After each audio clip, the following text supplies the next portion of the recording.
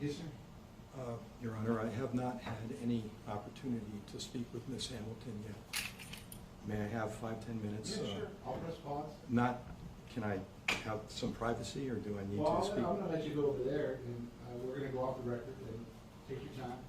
So when you're ready for me to go back on the record, let me know. And we'll go over there. All right, thank you.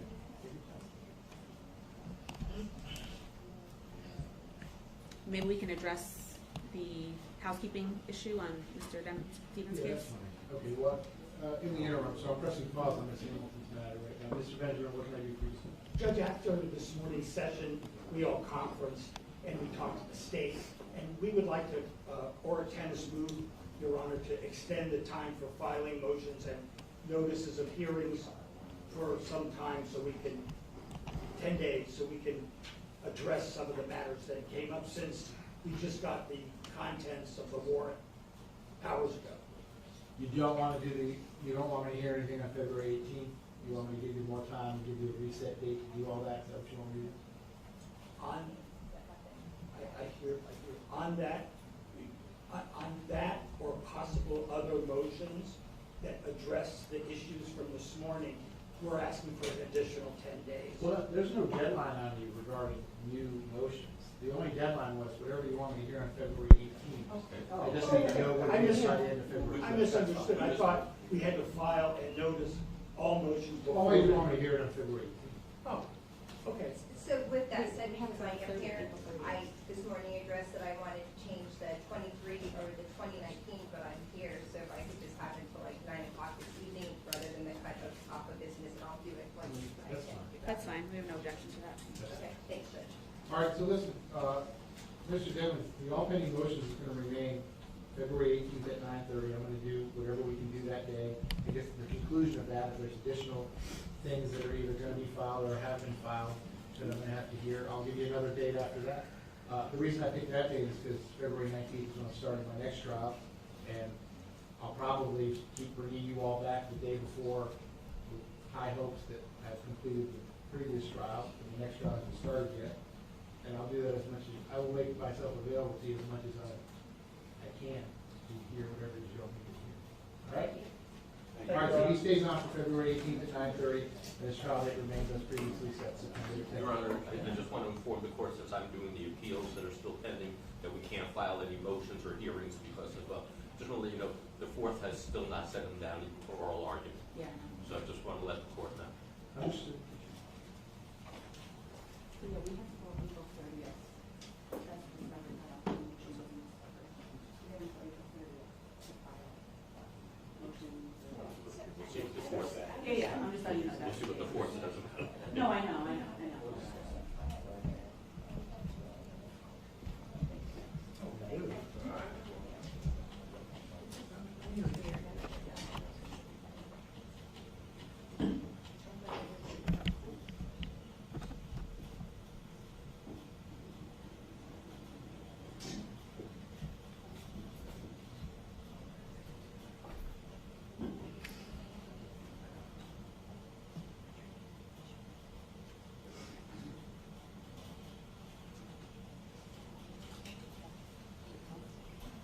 Yeah.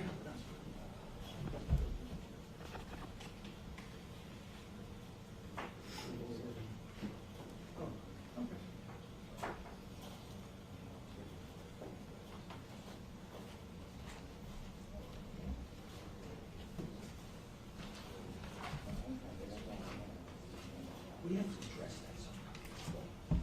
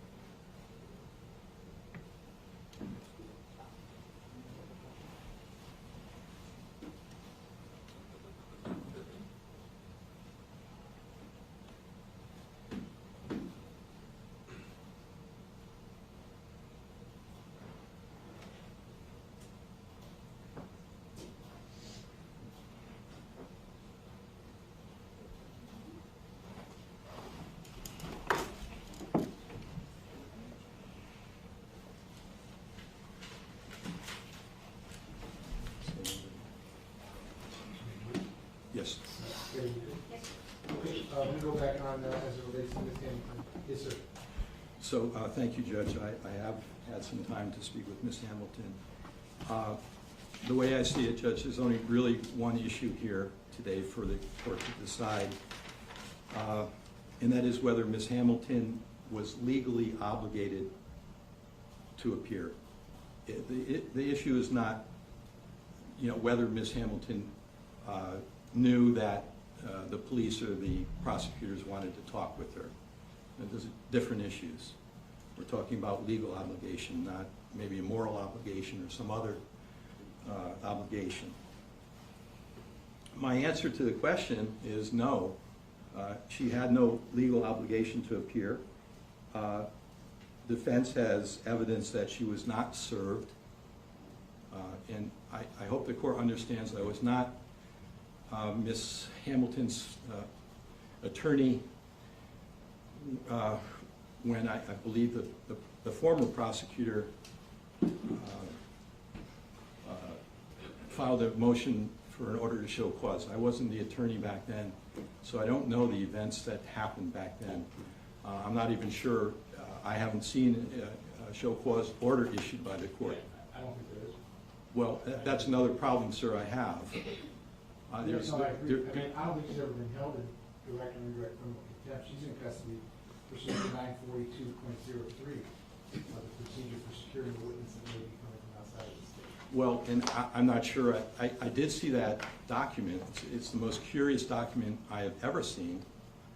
A witness coming from outside of the state? What? Again, there's a constitutional issue with that writ or warrant or whatever we call it. No notice, no opportunity to be heard. I don't have any facts that have been, I should say, the state has not presented me any facts that she was ever out of the state. So also, that document, if it is a proper writ or warrant, is stale.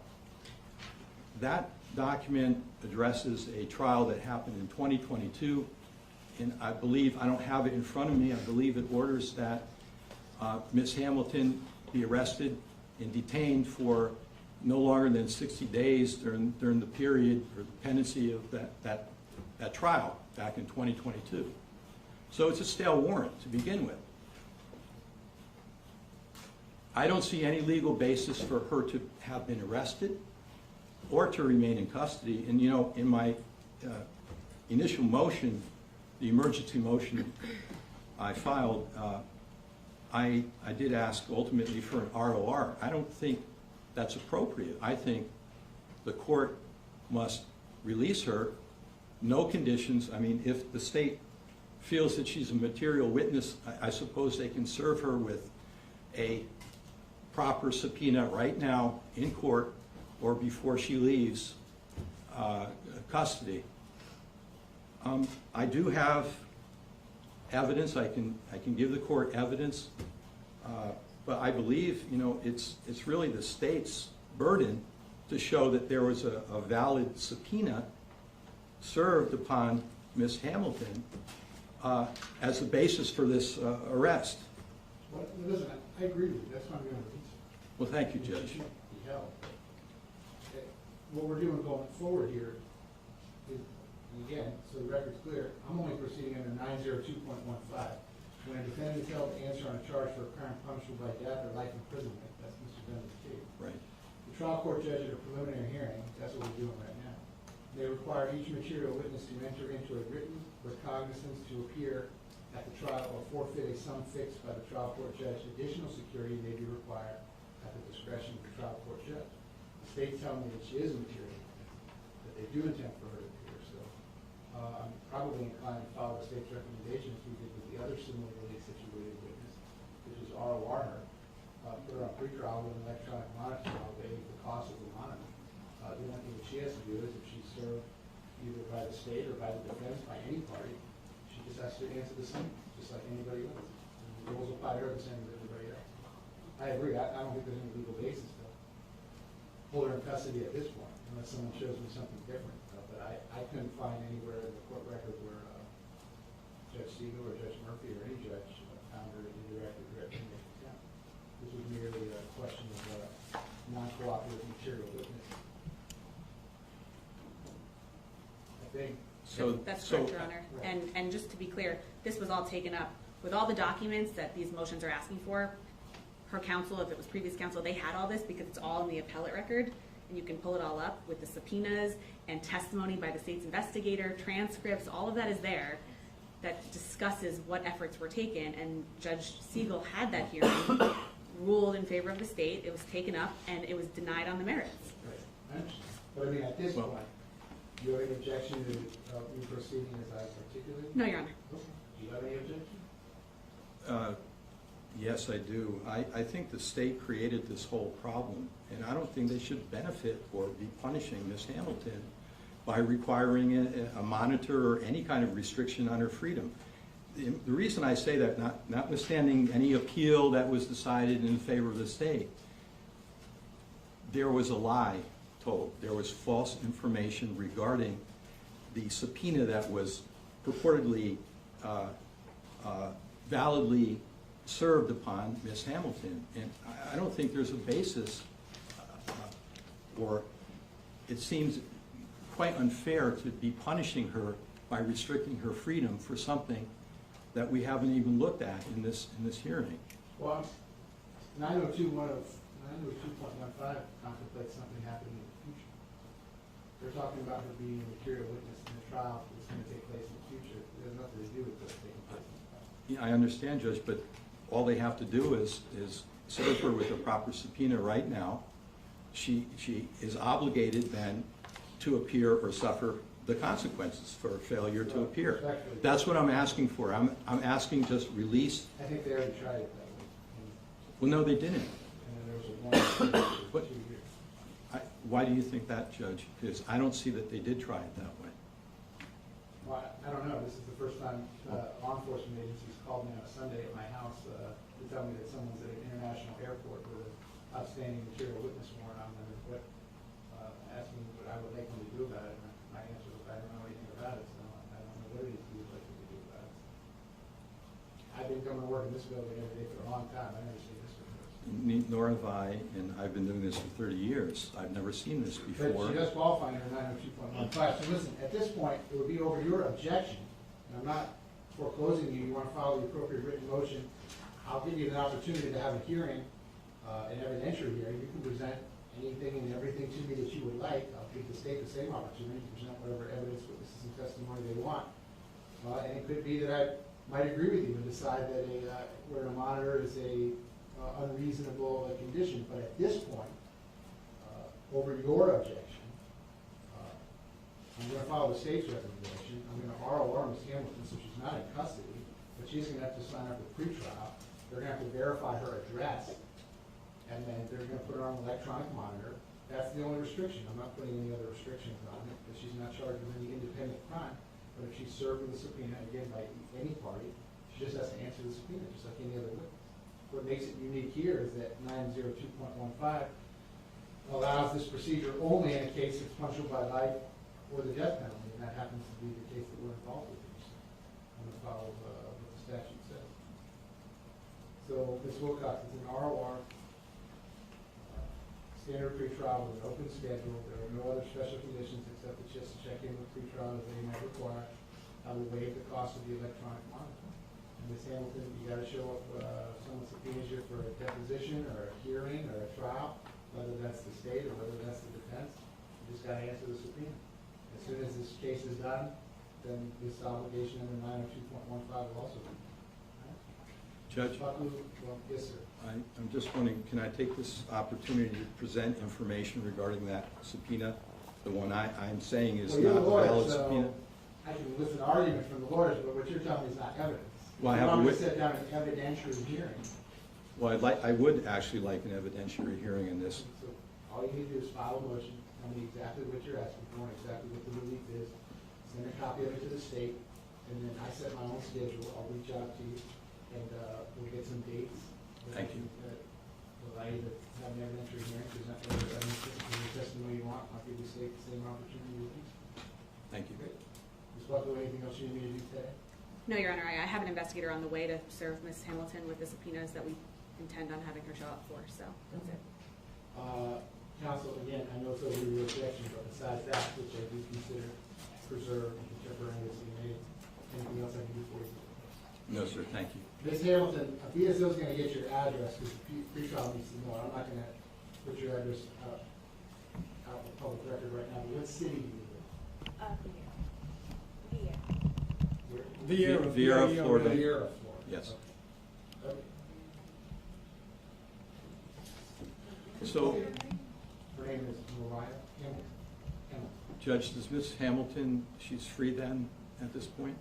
Well, I think BSO has to process her out. Someone from pre-trial is going to have to come talk to her. They get all of her information. They have to verify her address. Is it a house or an apartment? A house, Does someone else live there besides you? yes. Someone that can verify the address there? I live with my dad.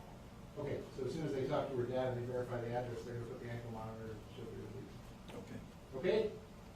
Okay, so Mr. Demons has his future dates for all pending motions as well as the trial. Ms. Hamilton has no future dates in front of me, unless and until council files whatever you want to file, and I'll give her an evidentiary hearing. Okay, Ms. Wilcox, does that conclude the fee for this afternoon? Okay. So the division fees otherwise going to be a recess until Monday, February 17th. I hope you all have a good rest of your afternoon. Thank you. It's objection. All right, Madam Clerk, that is.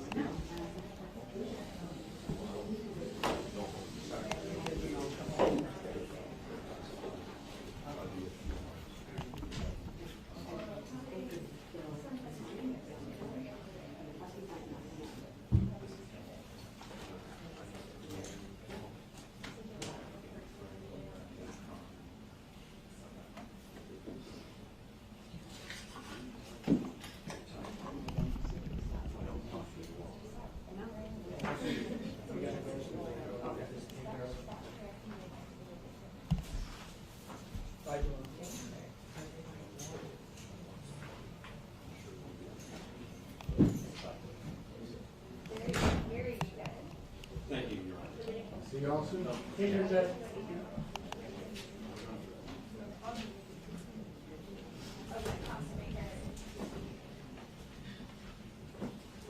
Feisty afternoon.